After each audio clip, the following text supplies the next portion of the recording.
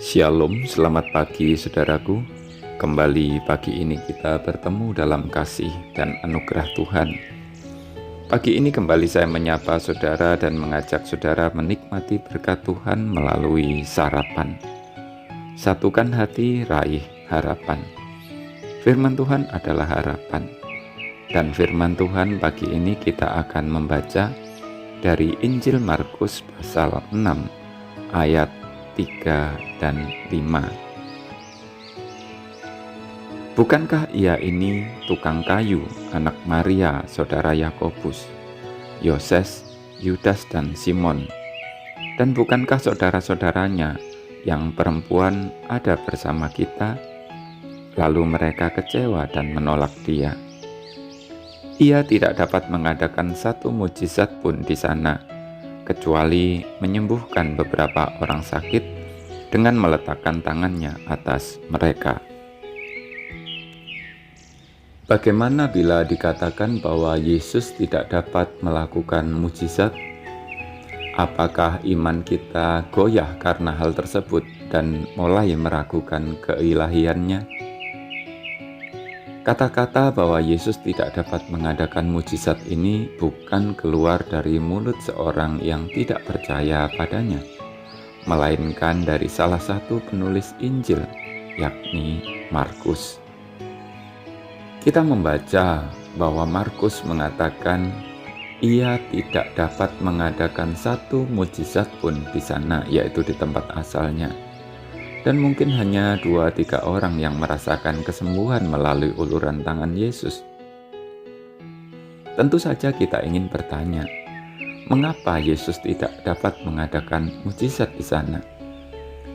Jawabannya juga jelas, karena mereka menolak Dia. Apa arti penolakan itu? Penolakan sama halnya dengan ketidakpercayaan. Malah bukan hanya tidak percaya, di dalam penolakan ada tindakan merendahkan dan mungkin juga menghinakan. Dapat juga ada rasa iri yang timbul, sebab dalam kasus Tuhan Yesus, orang-orang di tempat asalnya mengetahui masa kecilnya, dengan siapa Yesus bertumbuh dan apa pekerjaannya.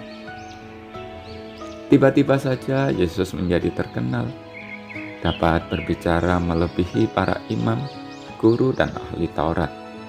Dan yang lebih luar biasa, mereka mendengar Yesus memiliki kuasa untuk melakukan perkara-perkara ajaib. Dalam hati saya pun bertanya, apakah penolakan yang dilakukan oleh orang-orang di tempat asal Tuhan Yesus itu membuat kuasanya berkurang? Pasti tidak. Kuasa Yesus tidak berkurang dengan penolakan yang mereka lakukan, sehingga tidak dapat mengadakan mujizat di sana. Namun Tuhan Yesus tahu, kalaupun Ia mengadakan mujizat, kepercayaan mereka juga tidak akan timbul. Mereka tetap akan mengeraskan hati dan mencari dalih lain untuk menguatkan penolakannya. Apa pelajaran yang dapat kita tarik dari kisah di Markus pasal 6 ini? Penolakan dan ketidakpercayaan menghalangi kuasa Allah dinyatakan. Mungkin dampak buruk penolakan juga dapat terjadi dalam kehidupan kita bergereja. Allah tidak berkenan melakukan sesuatu di tengah kita bila kita menolaknya.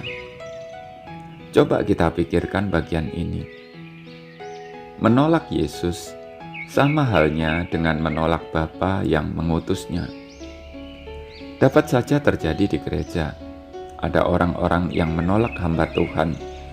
Bukankah hal tersebut juga menolak Tuhan yang mengutusnya? Ingatlah, Tuhan Yesus pernah mengajarkan di Injil Matius 25. Aku berkata kepadamu, sesungguhnya segala sesuatu yang kamu lakukan untuk salah seorang dari saudaraku yang paling hina ini, kamu melakukannya untuk aku. Saudaraku, mari kita mawas diri, sebab penolakan sangat buruk, dan hal tersebut adalah hasil dari prasangka, sikap menghakimi, perasaan diri yang selalu benar, serta kekuatan kedagingan yang masih melekat. Jangan sampai Tuhan tidak dapat mengadakan mukjizat di tengah kita. Selamat pagi saudaraku, selamat beraktivitas. Tuhan memberkati. Jangan lupa sarapan.